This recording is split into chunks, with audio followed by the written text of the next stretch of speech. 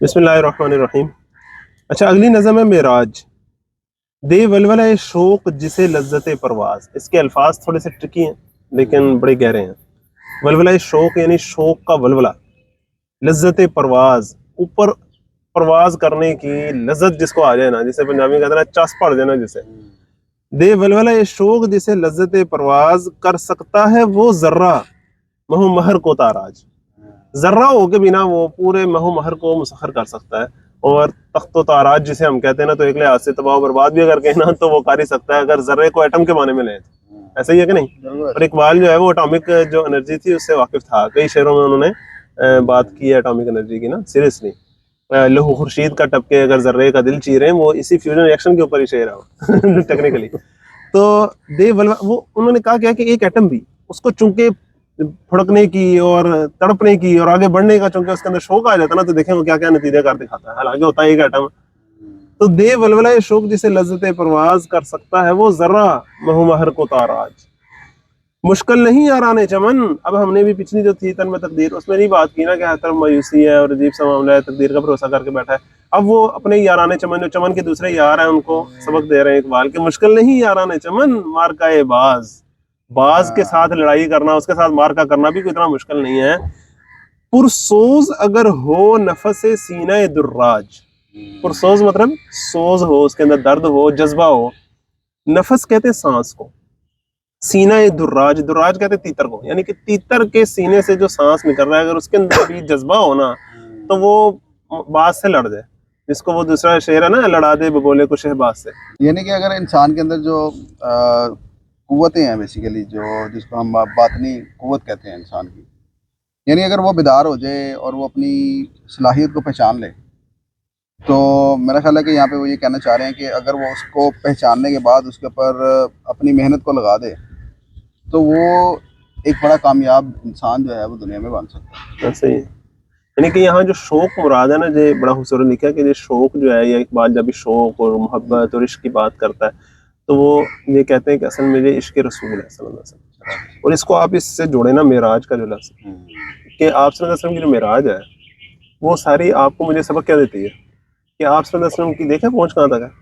लिहाजा आप सल्लल्लाहु अलैहि वसल्लम के साथ इश्क अगर तुम्हें हो जाएगा, आप सल्लल्लाहु अलैहि वसल्लम के साथ लग जाओगे ना अगर, तो वो तुम्हें बहुत ऊपर ले जाएंगे।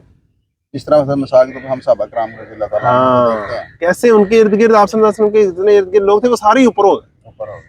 यानी कि उन्होंने पूरे माशरे को उठा दिया, अपने साथियों को लीडर बना दिया उन्होंने। ऐसे वो रहनुमा थे। और वहां तक अगर पहुंचना है तो भी आप सल्लल्लाहु अलैहि वसल्लम के इश्क के जरिए पहुंचना। आपका एक्सपोजर इतना हो, आपके टारगेट्स ऐसे हो, आपकी सोच इतनी बड़ी हो, आपकी सोच वसी हो, तो आप बहुत कुछ कर सकते हैं। यानी कि आप सल्लल्लाहु अलैहि वसल्लम के इत्तबा के भी लेवल्स है ना। एक इत्तबा है आप सल्लल्लाहु अलैहि वसल्लम के हुलिया मुबारक की, आप सल्लल्लाहु अलैहि वसल्लम की ज़ाती आदात की। एक आप सल्लल्लाहु अलैहि वसल्लम के मिशन का जो इत्तबा है, आप सल्लल्लाहु अलैहि वसल्लम मिशन कितना बड़ा था, पूरी दुनिया पे नजर थी।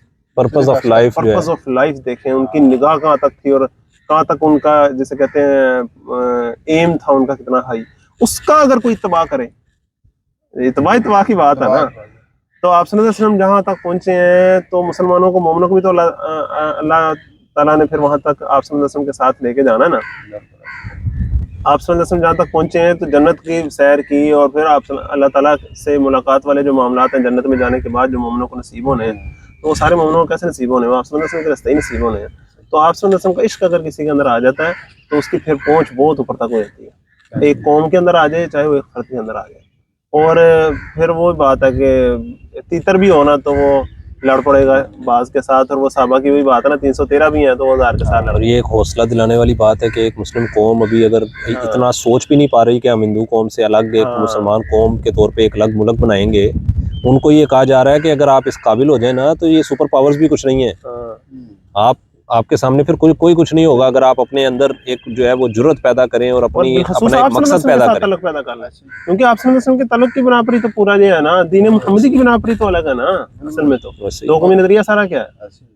और जो आपने भी इत्तबा रसूल की जो डायरेक्शंस 3-4 बताई, उसके अंदर भी ये है कि हम उसमें भी हमें सबका इत्तेदाल के साथ लेके चलने में ही कामयाबी होगी। ऐसे ही है कि अगर कोई आज जैसे हम आजकल हम यही देखते हैं कि हम मुख्तलिफ नजरियात और चीज़ों को छोड़ बैठे हैं। जैसे कुछ लोग कहते हैं कि जी जिहाद तो जरूरी नहीं है, फर्ज नहीं, किसी ने कोई चीज सोच ली, किसी ने कुछ चीज सोच ली, तो ये भी हम इसको इस तरह, कहने वालों को रसूल में यही है कि आपकी हर जितने भी एस्पेक्ट्स नजर आते हैं रसूल सल्लल्लाहु अलैहि वसल्लम की जिंदगी से, उन सब को के अंदर एतदाल हो और उन सब के ऊपर ही हमारा इनके आप इसको ऐसे कह सकते हैं कि आप सल्लल्लाहु अलैहि वसल्लम की शख्सियत में जो इत्तदाल था उस इत्तदाल की भी इत्तबा। एग्जैक्टली क्या ख्याल है? बिल्कुल ऐसे ही, जबरदस्त है। बहैसियत इंसान समझे ना कि एक ऐसी गुलामाना सोच है कि एक बंदा अगर ये कहता है कि जिहाद, यानी उसको पहले तो जिहाद का मतलब ही समझ पता नहीं ना कि जिहाद का मतलब है क्या। एक स्ट्राइव, एक स्ट्रगल, एक सारा, ये ऐसे ही है एक बंदा जो है वो किसी तालिब इल्म को कहे कि देखो पास होने की कोई बड़ी बात नहीं है, ये कोई फ़र्ज़ है भला पास होना, ये कैसी नॉनसेंस बात है ये। एक इंसान को ज़िंदा रहने के लिए हवा की, ऑक्सीजन की खुराक की ज़रूरत है, और एक बंदा कहे वो कोई ज़रूरत नहीं है इसकी।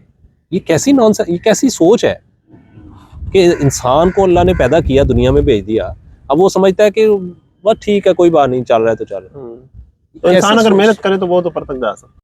अच्छा जी, अगले जो दो शेर हैं, नावक है मुसलमान, तीर है मुसलमान, हदफ उसका है सुरैया, है सिर्रे सरा पर्दे जान नुक्ता मेराज। है मुश्किल अल्फाज है लेकिन जरा समझ लें, नुक्ता मेराज को तो थोड़ा अलग करें ना अभी। है सिर, सिर मतलब राज।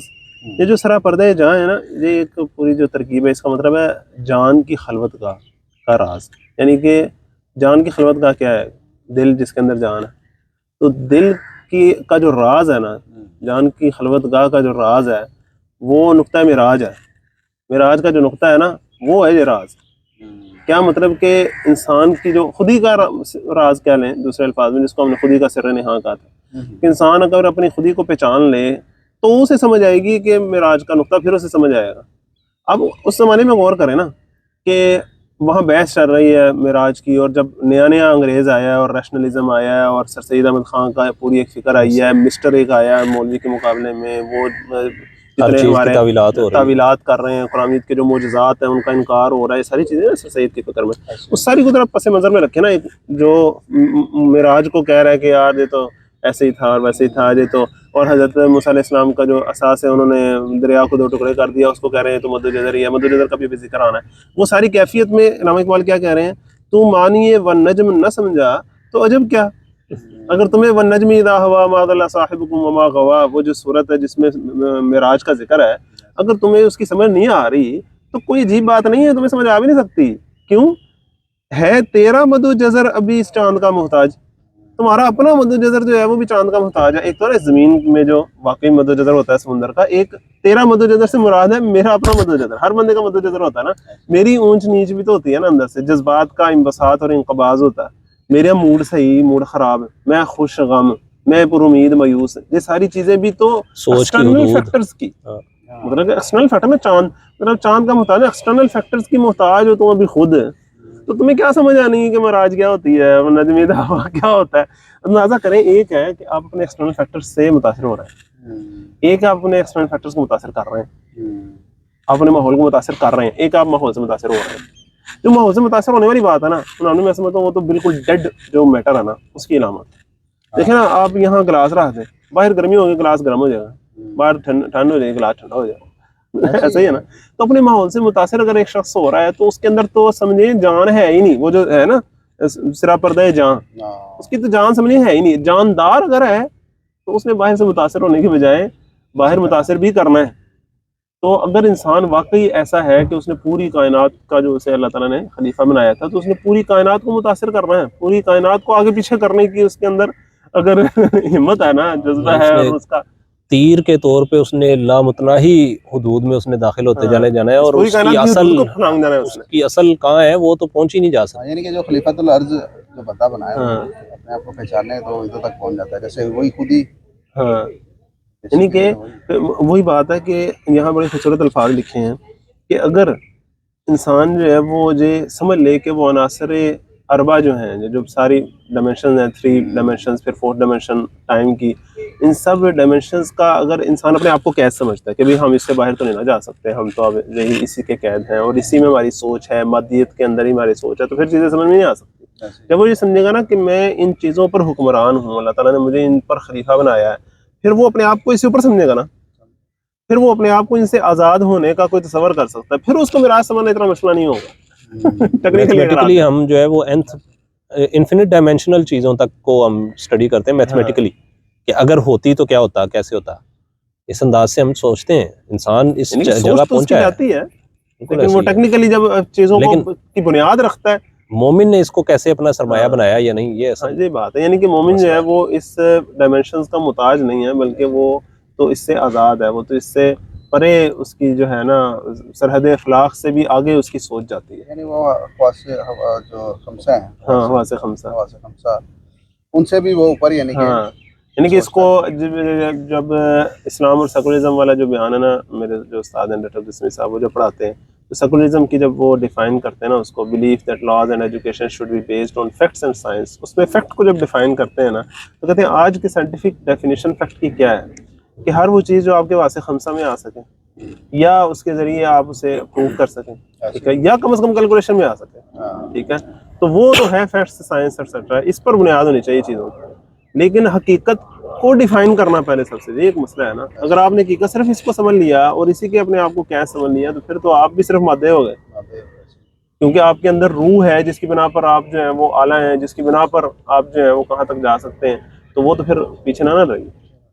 तो ये मिराज की जो नज़म थी, जो आप सल्लल्लाहु अलैहि वसल्लम के इश्क के साथ से जोड़ने वाली बड़ी एक ख़ास नज़म है, और इस मतलब कि मोमिन को ये कहती है कि इनफरादी तौर पर भी और इज्तिमाई तौर पर भी अगर वो इश्क रसूल अंदर आ जाए, तो मैं वहाँ बात ख़त्म करूँगा जो हमारा शेर है जवाब शिकवा का, बड़ा खूबसूरत, कि शिकवा में रोया ना ज़वाल का, जवाब शिकवा में एक तो है ना कि आईना दिखाया मुसलमानों, साथ उसका रास्ता भी बताया निकलने का। वो जो निकलने का रास्ता बताया उसमें क्या कहा है, कुव्वत इश्क से हर पस्त को बाला कर दे। आप सल्लल्लाहु अलैहि वसल्लम के इश्क की जो कुव्वत है ना, उससे तुम हर निचले को उठा सकते हो, अपने किरदार को उठा सकते हो, अपने माशरे को उठा सकते हो, अपने घर को, अपने मुल्क को, पूरी इंसानियत को, उम्मत मुस्लिमा को तुम उठा सकते हो। तो उसी कुव्वत नहज पर, हाँ, उसी नहज फिक्र पर, सर से, उसी हाँ वो गम से। हाँ, तो कुव्वत इश्क से हर पस्त को बाला कर दे, दहर में इसमें मोहम्मद से उजाला कर दे सल्लल्लाहु अलैहि वसल्लम। तो आप सल्लल्लाहु अलैहि वसल्लम के नाम से ही उजाला हो सकता है और इंसान वहाँ तक पहुँच सकता है। तो मिराज का जो पूरा वाक़या है वो तो अभी करीब ही रजब गुजरी है, मुख्तलिफ जगहों पर हमने सुना भी होगा तफसीर उसकी, लेकिन उसमें बड़ी ख़ास बात है ना कि आप सल्लल्लाहु अलैहि वसल्लम कहाँ पहुँचे, और फिर आप सल्लल्लाहु अलैहि वसल्लम जब वापस इस दुनिया में आए, तो किसी मुफस्सिर ने कहा कि अगर वहाँ तक हम में से किसी को मौका मिलता तो फिर हम वापस ना आते। ये आप सल्लल्लाहु अलैहि वसल्लम की बड़ी बात है कि आप फिर वापस आए। तो वहाँ फिर किसी कहने वाले ने कहा कि असल में वहाँ वो शेर फिट बैठता है कि फुर्सत कहाँ है अभी, वो क्या शेर है भला, काम अभी बाकी काम है। अभी बाकी है, तो अभी काम बाकी है, नूरे तौहीद का इत्माम अभी बाकी है। तो आप सल्लल्लाहु अलैहि वसल्लम आए हैं और फिर जो है वो पूरी मूवमेंट की है। मैं इसको ऐसे समझता हूँ कि एक है आप सल्लल्लाहु अलैहि वसल्लम की अपनी जो है ना जिसे कहते हैं वो ऊंचाई और इनफरादी बुलंदी, जो इनफरादी, एक है फिर आप सल्लल्लाहु अलैहि वसल्लम पूरे माशरे को उठाया। और किसी कहने वाले ने बड़े खूबसूरत बात कही कि असल में आप सल्लल्लाहु अलैहि वसल्लम वहाँ से वापस आपको मुझे लेने आए, जन्नत तक पहुंचे हैं, आखिर जन्नत का नज़ारा किया, लेकिन आपको मुझे लेने आए कि भाई मैं अकेले, अभी तो अकेले आया हूँ, अभी मेरे जो इश्क वाले हैं, मेरे से जो मोहब्बत करने वाले लोग हैं, उनको मैंने अभी बहुत सी तारीकियों से, बहुत सी गुमराहियों से निकाल के उन्हें कहाँ तक पहुँचाना है। और आप सल्लल्लाहु अलैहि वसल्लम ने वाकई वो कर दिखाया, और फिर उनके साथ जो लोग थे उन्होंने अपने ज़माने की दुनिया को उठा दिया।